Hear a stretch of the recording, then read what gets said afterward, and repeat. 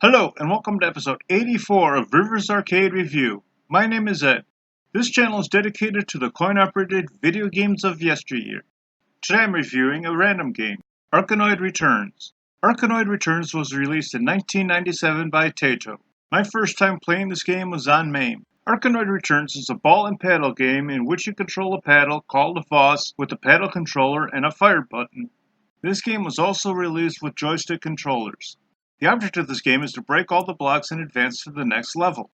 Arkanoid Returns is the third sequel in the Arkanoid series. This game plays like the original, although there are some new twists. This game can be played either one or two players, although a two-player game is played simultaneously as opposed to alternating, although management can change the settings to be alternating play. Just like previous Arkanoid games, you need to bounce the ball around the playfield in order to break all the bricks. A majority of the bricks are colored and only require one hit in order to break them and make them disappear. In addition to the colored bricks, the silver bricks have returned and will require multiple hits destroyed. When you hit a silver brick, it will crack, letting you know it will disappear on the next hit. On later rounds, the silver bricks will require more hits to destroy, and the first hit will only show small cracks, and further hits will display larger cracks. Gold bricks have also returned and they are indestructible. Just like previous Arkanoid games, the gold bricks do not need to be eliminated to advance to the next level.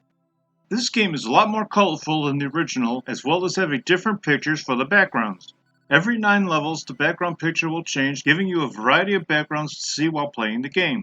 For two-player games, Player 1 controls the red Vaus, and Player 2 controls the blue Vaus. During a two-player game, the players will alternate positions on the screen. For example, if during round 1 the red Vaus is positioned above the blue Vaus, then round 2 will have the blue Vaus positioned above the red Vaus. Just like the original Arkanoid, the power-ups have returned, although instead of pills, the power-ups are now rotating tiles. Each player is able to collect the power-ups, although only the player that collects a tile will gain the power-up, although there are exceptions. For example, if the power-up affects the Vaus itself, it will only affect the player that caught it. But if the power-up affects the ball, both players can take advantage of this power-up. All the power-ups from the original game have returned. The first power-up that has returned is the pink tile with a bee on it. Collecting the bee power-up will open the warp doors at the bottom of the playfield. Moving your Vaus through these doors will advance you to the next level. The second power-up returning is the green tile with the C on it. Collecting this tile will give your Vaus the power to catch the ball and aim it to break the blocks. Your Vaus will have an electrical shield that will show you that you have the ability to catch the ball. The next power-up will be a light blue tile that has a D on it, and catching it will split the ball into 8 pieces which will fly in 8 different directions. Once you split the ball, you can safely lose 7 of the balls and still not lose a life. Catching the detail while the ball is on top of the bricks is a great chance to break a lot of bricks because you can have up to 8 balls bouncing between the bricks and the top wall.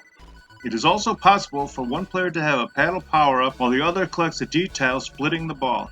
The next power-up is dark blue with an E on it, which will expand your Vaus approximately 50%, making it longer, which will make it easier to rebound the ball. The next one is an orange tile with an S on it. Collecting this tile will slow the ball for several bounces or until it hits the top wall of the playfield. The next power-up is a dark red tile with an L on it. Collecting this tile will convert your Vaus into a laser gun. While your ship is the laser, you can push the button and you can fire 2 lasers upward that can destroy the destructible bricks or other enemies.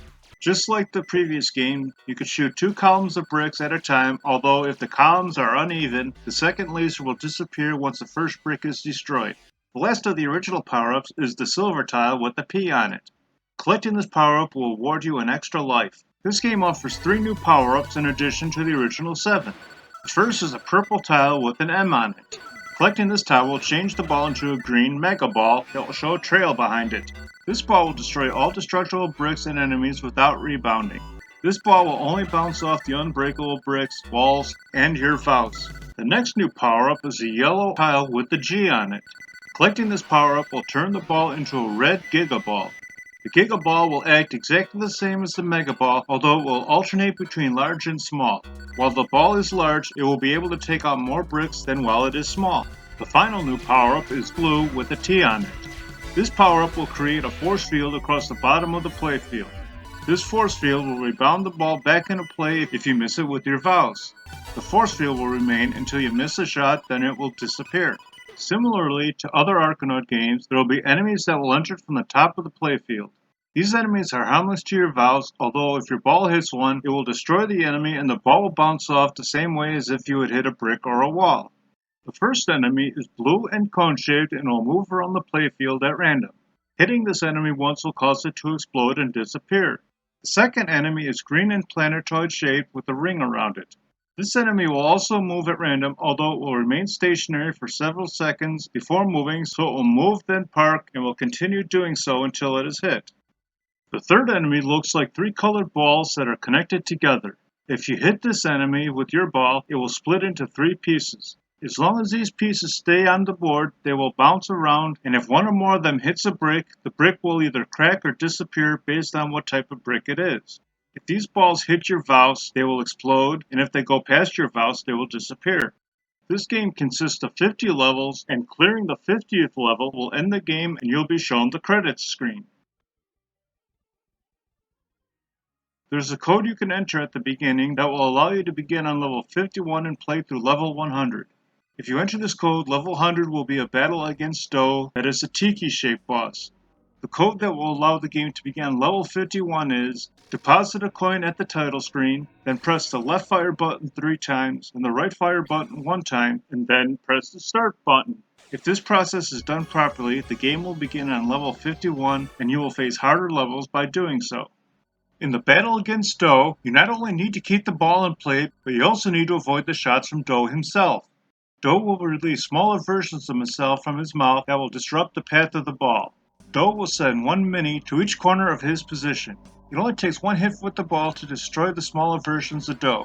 After releasing the 4 minis, Do will face downward and fire a large laser from his mouth that will destroy your Vaus if it contacts you. If there are any minis still on the screen, they will also shoot lasers at you, which will also destroy your Vaus. Once you strike Do about 40 times, he will turn red and any remaining minis will explode and disappear. From this point on, Do will also shoot fireballs from his eyes.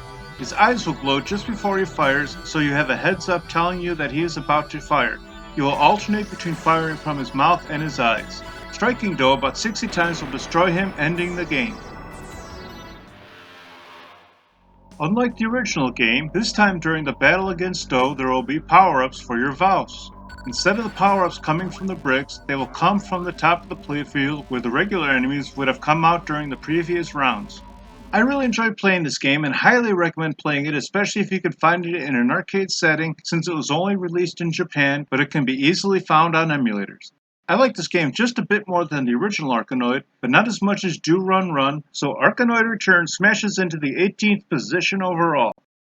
Thanks for watching, I hope you enjoyed it. If you have any games you'd like me to review, please leave a message below or on my homepage. Please remember to like, share, and subscribe, and stay tuned to new videos every Wednesday and Sunday.